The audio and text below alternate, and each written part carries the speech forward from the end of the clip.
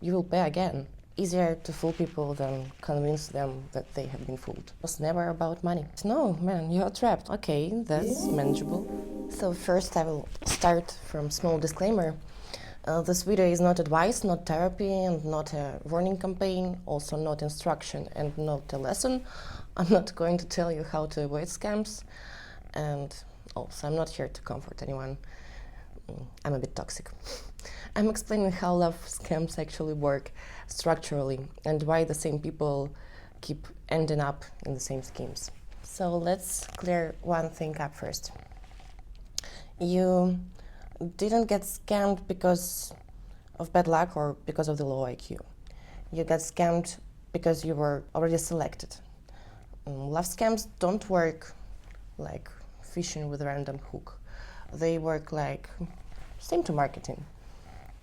Targets are filtered, grouped, stored, sorted, and in the industry of scam, your phone number is part of database. Age, gender, location, political views, relationship status, 4K plan.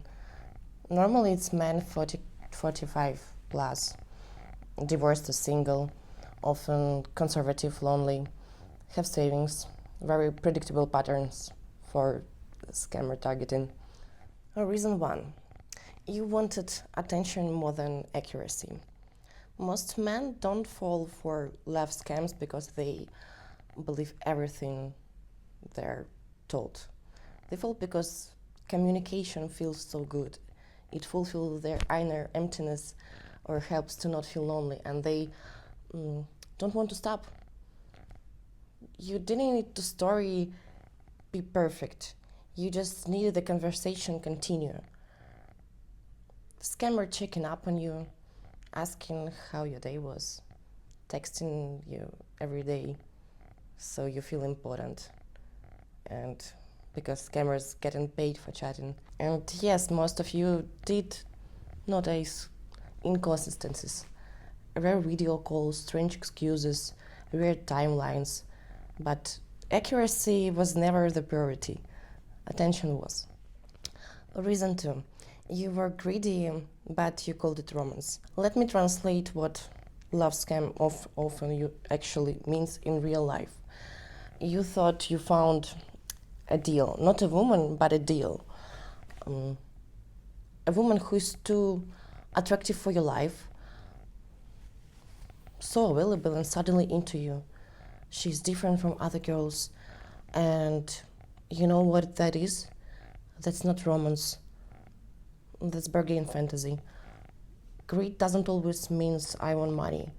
Sometimes greed looks like I want more than I can afford, more than realistically qualify for. And I want it without paying the real price. Because the real price of dating someone way out of your lane, mathematically not matching you, usually is not even about money. It's social exposure, it's time, it's effort, it's about being seen, and it's risky. There is possibility of being rejected. And the scam offers you a shortcut. You can buy the outcome while skipping reality. And when you hear she needs help, you're not hearing a problem, you're hearing entry fee. And your brain goes, okay, that's manageable. That's why this works again and again, especially when on men who think they're too smart to be played. They are not buying love, they buying the feeling of winning. Reason three, you get trapped by shame. This is the reason people keep paying even after they figure it out. Like, it goes like this. First, you invest time. Then you invest emotions. Then you make small deposit. Then bigger. Then you start suspecting, but instead of stopping, you pay again. Because stopping would mean admitting three things. First, you were desperate for attention so much. Second, you let yourself ignore obvious red flags.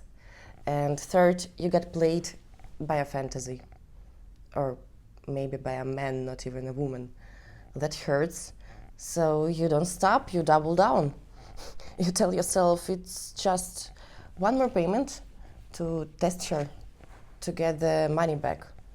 But no, man, you're trapped.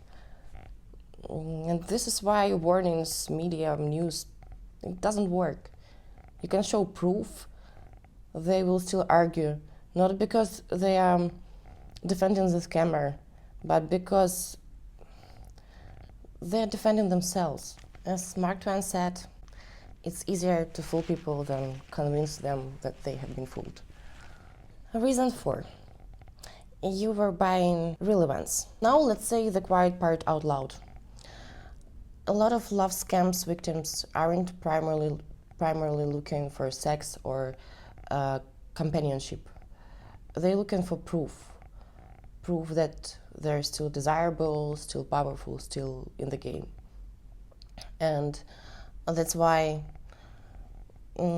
character model is often young, attractive, much younger, and somehow very rich.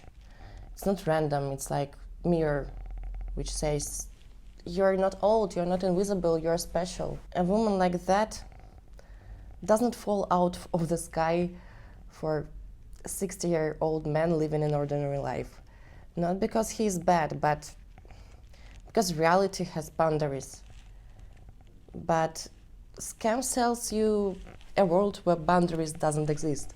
It doesn't sell love. It sells exemption. And once you have tasted this exemption, your real life starts to feel like shit. So when the scammer starts to be cold, ghosting you, you panic. And it's not about losing her, it's about losing the identity you rented. So if you got scammed, here is the real question. Did you send money because you believed a person was real, or because you needed the attention to be real?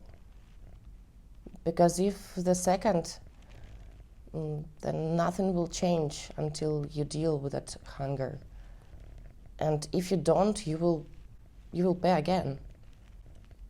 Leave a comment if you want me to make a video and explain how to deal with that emotional hunger and feeling of loneliness. Reason 5. Once you're in database, you don't leave it. Here is an industry detail most people never hear. If you have been scammed once but still have assets, you're marked as a regular customer. But now it's known you commit, you follow narratives, you're willing to sacrifice real assets for a story. So if one scam collapses, another appears. Maybe with different girl, different pictures, different names. Maybe the scheme gonna be a bit different, but psychological structure gonna be same. Loss doesn't make you safer, it makes you valuable for scammers. And yes, this is where I come in. Scammers use my photos to scam people in different countries. So when the story finally breaks, some men search the face and they find the real person. What's interesting is they're not even angry or regret about lost or, what happened. They still want to talk. They need attention, even knowing everything.